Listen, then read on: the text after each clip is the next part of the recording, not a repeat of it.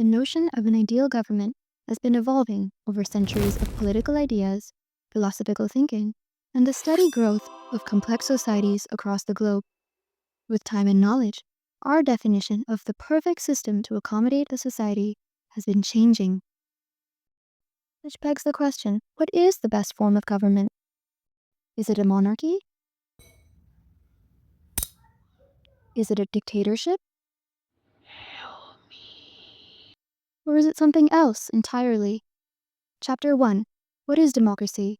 Why democracy? There are multiple different forms of government present across the world today, but the most dominant one is democracy. By simple definition, democracy is the type of government where the rulers are elected by the people. Using this definition, straight off the bat, we strike out the obvious non-democratic regimes: the military rulers of Myanmar, the kings of Saudi Arabia, and Pinochet, who was once the dictator of Chile, is another example. In each of these governments, the people enjoyed zero influence over the choice of their leaders. Yet this simple definition isn't really enough, and that's because there are many countries seem to be democratic but really aren't. In October 1999, in Pakistan, General Pervez Musharraf led a military coup and overthrew the democratic government. He declared himself the chief executive of the country, which he later changed to president.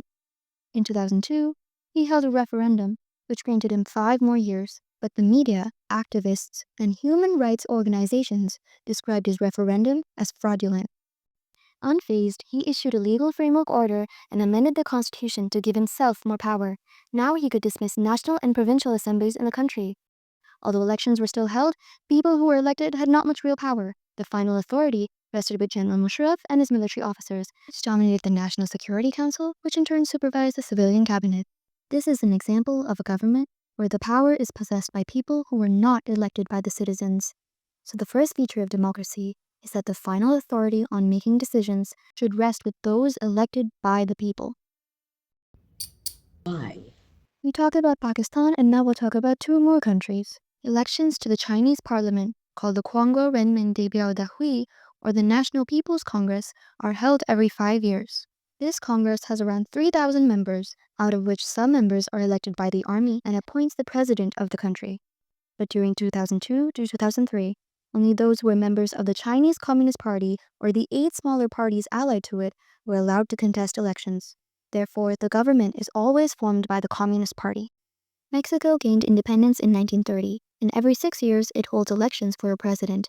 Until 2000, only one party formed the government. This party was the PRI, or the Institutional Revolutionary Party. And while opposition parties did contest elections, the PRI's unfair game kept them from winning. Every government office employee had to attend party meetings.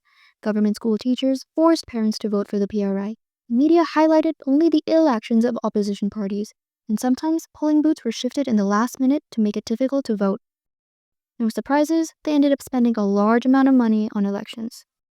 So, the second feature is that a democracy must be based on a free and fair election where those currently in power have a fair chance of losing. Oh, it's that jerk again.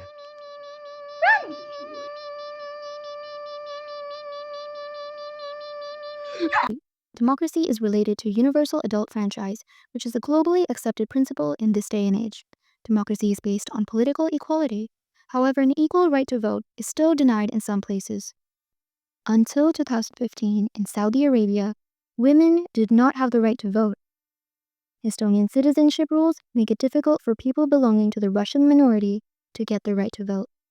In Fiji's electoral system, the vote of an indigenous Fiji has more value than that of an Indian Fijian. So the third feature of democracy is that each adult citizen must have 1 vote, and each vote must have equal value. Zimbabwe got independence from the white minority rule in 1980. ZANU-PF, the party that led the freedom struggle, ruled the country since then.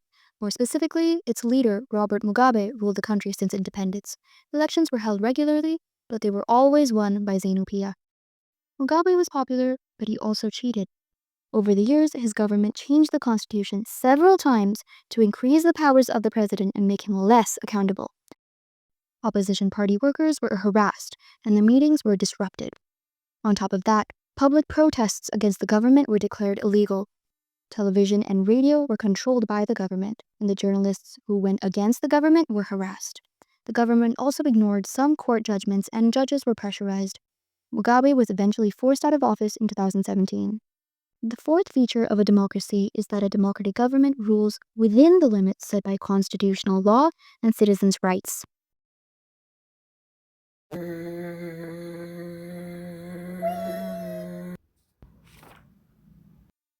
Help me, I'm claustrophobic. Arguments against democracy.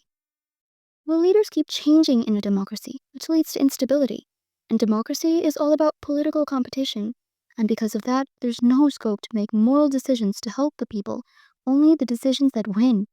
Plus, many people have to be consulted for a single decision, and that leads to delays. Elected leaders don't know the best interest of the people, which leads to bad decisions. Democracy is also based on electoral competition, so it paves the way for corruption. Lastly, most citizens don't know what's good for them and shouldn't decide anything. Arguments for democracy.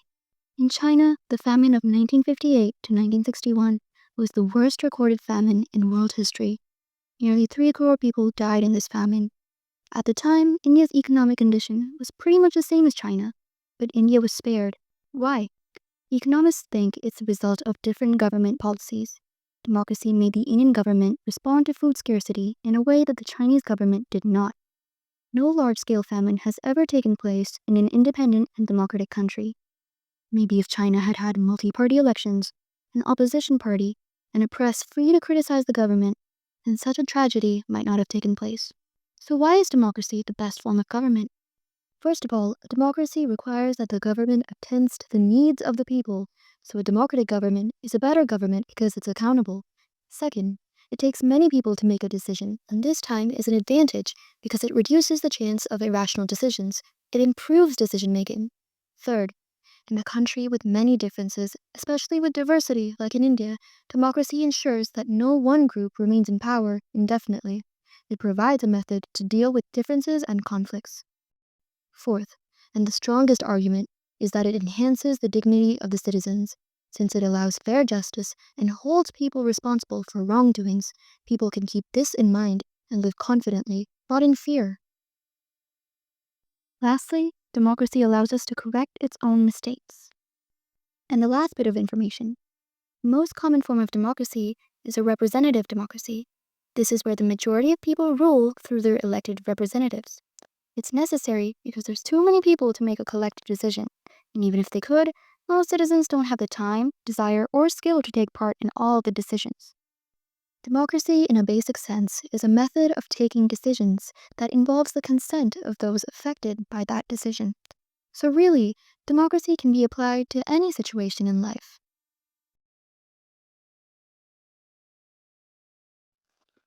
So that's it then? Yep.